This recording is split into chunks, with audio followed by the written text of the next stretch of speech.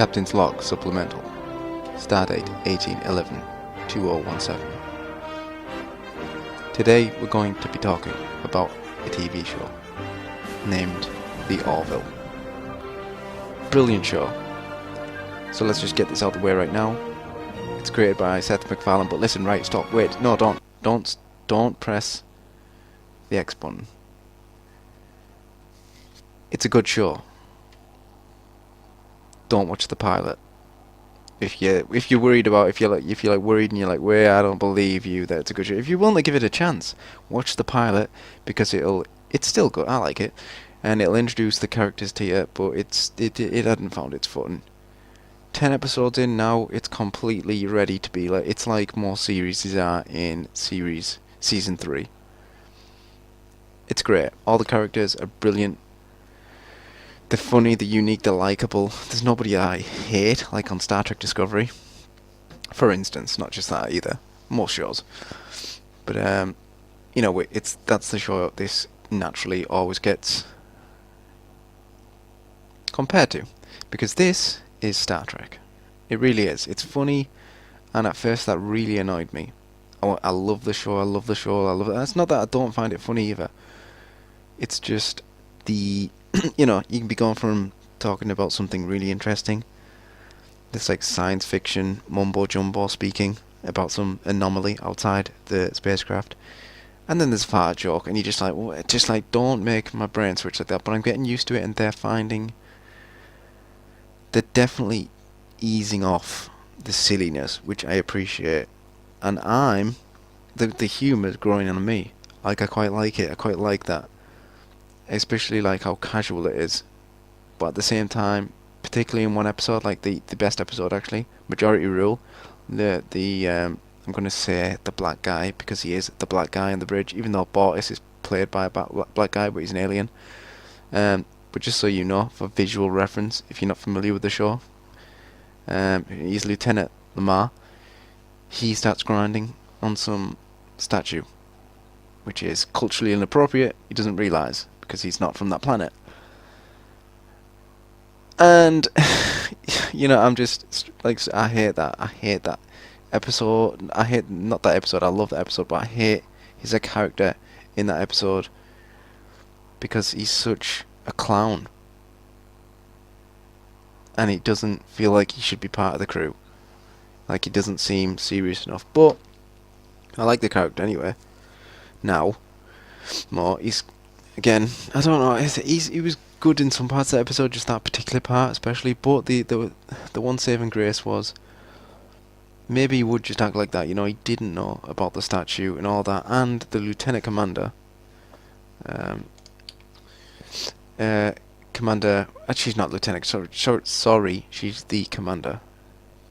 Kelly Grayson, second officer under Ed Mercer, played by Seth MacFarlane. Adriana Palicki, I believe that's the way you pronounce her surname, plays her. And in that scene when he's grinding on the statue, she is outraged and demanding. Like, she orders him to stop. And that's the only saving part of it, because you're like, yeah, because you can get so funny with it, but then at a certain point you're just like, this isn't seem... Because so much, the whole thing isn't played like a clown. It's not Family Guy. The whole thing doesn't have like a Family Guy. It's very serious at certain parts and a drama. So to then suddenly switch to sort of like a Family Guy humour, it can be jarring and completely take you out of it.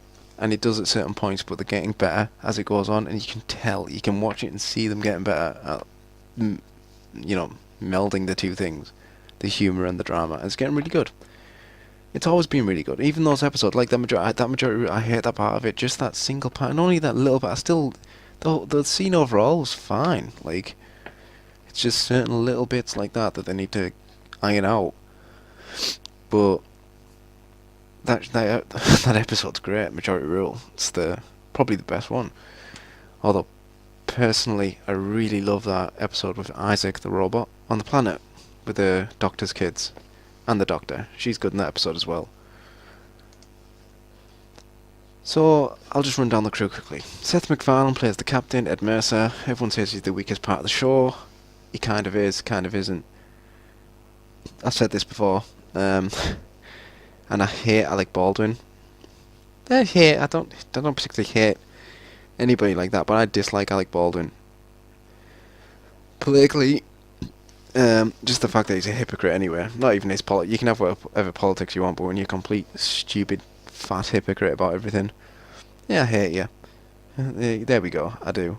But he'd have been great as the captain in this. He'd have been fantastic, sort of like the role that he played in 30 Rock. But Seth, I'm not gonna. Seth's fine in it. Like, it's not. You don't sat here like, ugh. He's funny. He's great. Particularly the episode where, and I actually think Alec Baldwin would have been weak in this episode because he went over the top. But the episode where Durelio, who's like an alien, well, he is an alien, and when he goes into his, I guess, mating season or something like that, he lets off pheromones when he touches people that cause them to fall in love with him. And of course, Seth MacFarlane like catches the bug, and Seth is brilliant in that episode. He's the best part of that episode by far. He's fantastic. There's this whole there's this whole like really serious, dramatic, like almost Palestinian-Israeli conflict going on between two alien species that the Orville sort of mediating between during this episode. And there's this part in a meeting where they're all like sat together about to talk, and tensions really start rising. And then the captain's like about to say something. He's just like, you know, I was going to say something, but I just gotta talk about this guy that I've met. It's one of those moments that I was talking about where the comedy just sort of hits. Yeah. Yeah. There are dramatic parts where I just feel he is a little bit weak, but who am I to criticise? I'm not an actor. I'm just amazing at it secretly. Yeah, that's about it for his character. Particularly, he's good. He's good at. I mean, it's Seth. I thought he's good. Then there's Adriana Palicki, who I was talking about. Commander Kelly Grayson, his second in command. His second officer is number 2. Also, his ex-wife, which is a whole story within itself that runs through the show. At first was very annoying. I, like everyone else, was very annoyed that this ex-wife thing kept getting brought up. It was like, so what? Stop involving this pointless, stupid thing. Just get on with the episodes. But it all paid off in the end. So the very first episode, in the very first scene, Ed Mercer, Captain Ed Mercer, who at that time I guess is like, I think he's just an XO. He's a officer, just a commander.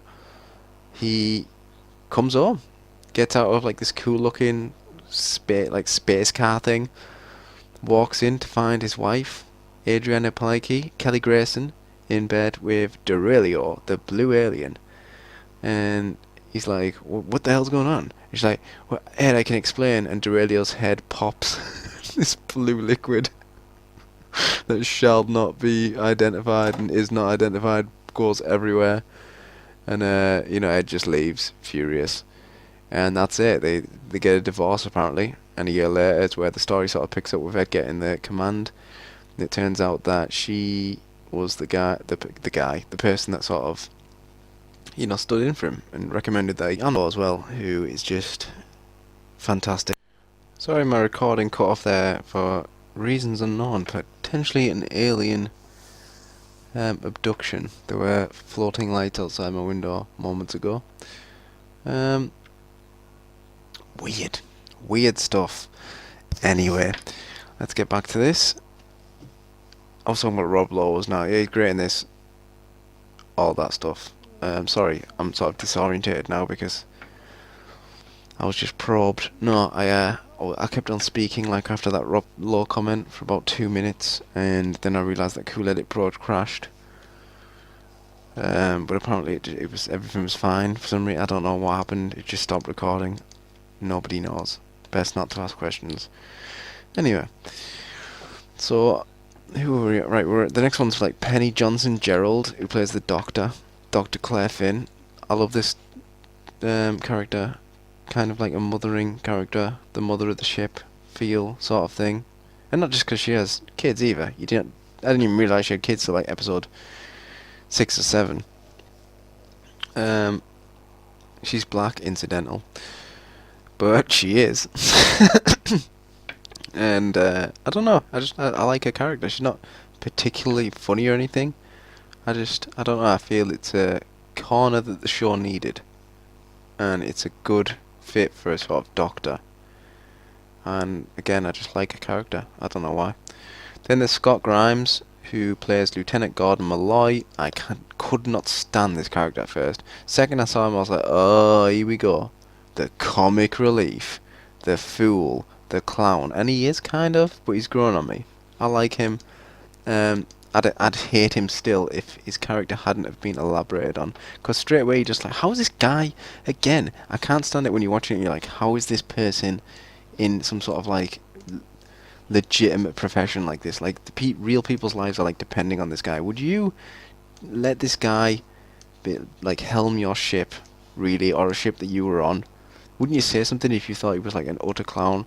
But there's the reasons given. First of all, Captain Ed Mercer sort of like requests him, and despite the fact that the admirals are a bit hesitant, they are also apparently understand that this guy is like a great pilot, like a really good pilot, and that is shown in episodes. So you can't complain. Like watching, he's like, yeah, he's a clown, but you know what? He gets the job done. And he's funny. He is funny. I like him. I like his character now. There's a great episode in the newest episode where he gets eaten by a giant tarantula, and that is brilliant. So yeah, he's fine. Then there's Peter Macon, a black man, incidentally, who plays Lieutenant Commander Bortus. Now, I can't remember what Bortus is. It's not head of security. That's Catan. Is he like the operations officer or something? Navigation, maybe? I can't remember. I know that he does that sort of job at the front of the bridge. He's an alien, Bortus, Lieutenant Commander Bortus, a little bit like Worf from The Next Generation, greatest show I've created. And he comes from the species, they only produce males, except in incredibly rare instances like we get to see in episode 3 or 4 or 5 or something like that, or 2, one of them. Anyway, so he has like a husband, I guess. I don't know if they call it that or if they are like married. I can't remember, but he's funny. He's again just funny. There's this great part where they're entering some sort of like spatial rift or something. I don't know. I just made that up with something like that. And Scott Grimes, the one that I said was like a clown, the Lieutenant Gordon Malloy, they're coming towards it, and he's like, you know, back in the academy we used to call it a glory hole. And Seth MacFarlane's character, Captain Ed Mercer's, just like, no, you called it no one called it glory hole. And then the ship's shaking, it's getting closer and closer, and Bortus just goes, now entering glory hole. Seth's just like, no, Bortus, no, it doesn't matter, don't worry. It's great stuff. It's great stuff. As you can tell by my delivery, I should have had the job. Then there is my favourite part of the show. No, I like Isaac the Robot best, but this is my second favourite part of the show. Alston Sage. Lovely Alston Sage. Plays Lieutenant Alara Kitan, the security officer. She's fantastic. She's had like 2 character episodes now where she's the focus of the show. Boof! Boof! Out of the park every time. 2 of the better episodes. Just, her character's great. She comes from some sort of planet where like the gravity's such that she's like, I think it's like 4 times that of Earth or something. I can't remember exactly. It's something like that. So she has like super strength, even though she's like this little woman. And And it's not just cheesy either, or like, oh look, this woman, or like Michael Burnham, who's just the best at everything because she's just a woman in black. She's just the best at everything ever, and nobody can ever beat her. She beats up Klingons and everything. No one can stop her. Like this woman, like she has like real fears and doubts, and like, so what that she's that strong, you know, she still has like weaknesses, and they're shown, but she overcomes them. So you like her as a character. She actually has challenges. And when she does use her strength, it's devastating and fantastic. There's one point where she grabs the Doctor and she like throws her against by the neck. She lifts her right up off the ground, and the Doctor's face is just like, ah! And she throws her right against the console, like the wall, and the Doctor's body just like neck just bends in just this horrific way. It's the violence in the show. It's realistic. It's the whole thing's. I love it. I love the show. It's done so well. The hovering lights are outside my room again. I'm gonna have a look at the. It's still recording. What is that? What is that? It's making no noise. And it's just like hovering and moving back and forth really slowly. Anyway. So yeah, Lieutenant Alara Katan, brilliant. Also, did I mention that she's fit as fuck? Jay Lee, Lieutenant John Lamar. Jay Lee plays Lieutenant John Lamar, I should say. A black man, incidentally. So this guy's sort of the other Scott Grimes, Lieutenant Gordon Malloy. I think they're best friends or something like that. I can't remember exactly the relationship. I think they decide to like be friends in the first episode or something like that. The lights are getting closer, by the way. It's almost completely above me now, and I can completely not hear anything. I wonder if it's a drone. See, it's got like two flashing lights that look like airplane lights, like on a wing. But it was literally, and when I mean floating in the air, obviously I mean like stationary, just up in the air. It disappeared before, and it went, and it's back. So like, that's kind of the type of thing, especially in this area, that maybe a police helicopter would do. But it is silent. And I mean silent. I can hear a plane noise.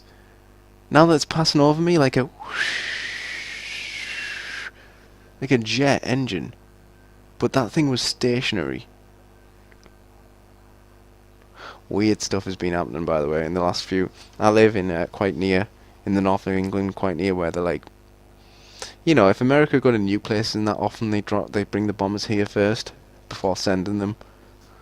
It's a tactical move, or would do rather, or threatening to, or any sort of like bombs.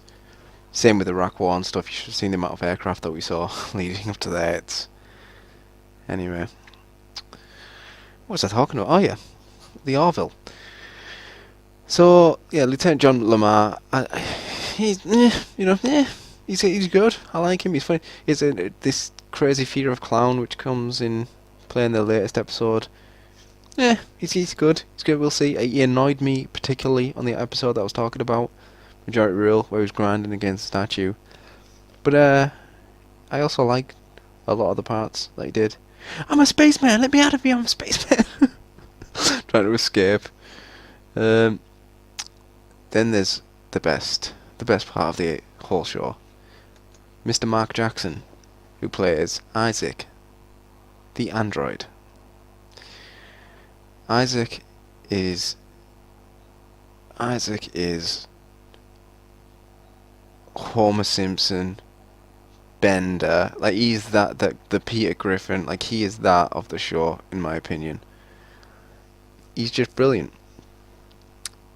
He approaches everything logically, and it's always funny. The things that he says are funny. He doesn't understand humans completely, or their function, which particularly come in play in that episode where the Doctor's gone on holiday. She's taking his two young boys. They're always fighting and stuff like that. But obviously she wants the pilot, Lieutenant Malloy, to take them down to the planet on the shuttle. Turns out he can't because they get repairs to the Orville at the starbase, and he needs to be present to oversee them. So I mean, any number of people can fly these crafts, and the Commander Kelly Grayson, the second in command, says, "Don't worry about it. I got your replacement." Out comes Isaac the robot. The doctor's like, got to spend some time with this goddamn robot, and he's just inappropriate all the time. It's not going to be good anyway. But she smiles, and they go down to the planet. On the way, hit some sort of temporal field, Captain, and the entire shuttle rips in two. She ends up on one part of this planet. They end up at another part. They being the kids and Isaac. So they're split off from the mother. They have no idea whether she's alive or dead. Which inspires some pretty inappropriate and terrifying suggestions from Isaac to the children. I have calculated the most likely trajectory of the shuttle's rear section. It is less than 4 kilometers away. So you can find Mom? That is my objective. Don't worry, Ty. Mom's alive. I know it. At the moment, that is a baseless assumption. He doesn't hold back. He doesn't treat them like children. He doesn't understand to treat them like children. Treat them with, glove. And to be honest, that's why this is such a great episode, because you look at it and you're like, they don't have a dad, and not because of some horrible thing, as Isaac finds out, is it? I have noticed that many other families on the Orville include 2 parents. Where is your counterpart? I don't have a husband. Was he destroyed? No. Did you grow to despise each other and terminate your coupling? I chose to be a single mother. I always wanted kids, but never found a man I wanted to have them with. Ah, artificial impregnation. You're getting a tad personal, don't you think? Mom said you couldn't bring that. It's the future, and she just decided to have kids, and you can have kids with yourself in the future. With I guess you grow them using your DNA. Okay, it's pretty cool, future-y thing. And so, not many people picked up on this, but I sort of saw this episode as positioning Isaac, a robot, as the father. Hey! You can't just leave us here. You are small and feeble. I will move at a faster pace alone. The weapon will increase your chances of survival by 24%.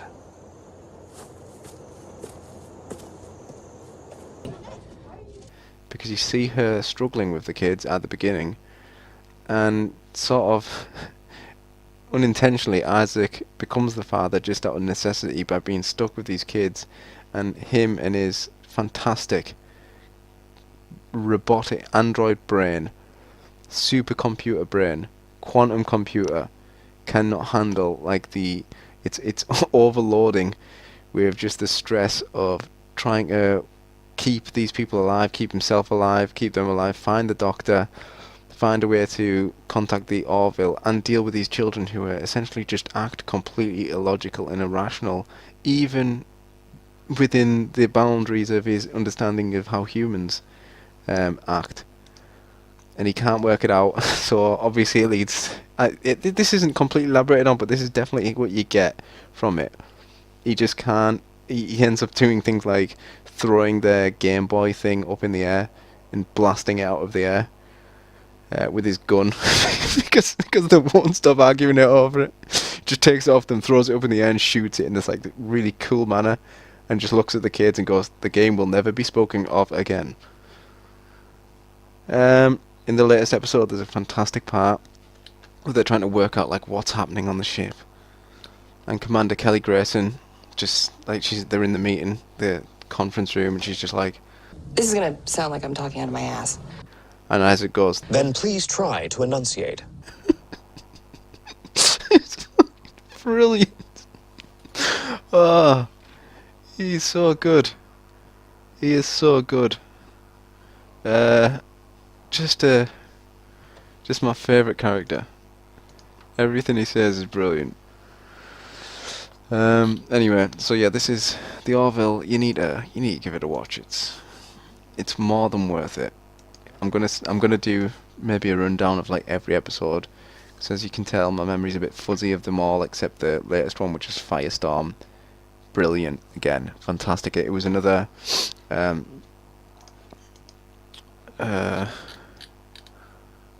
It was another Catan episode.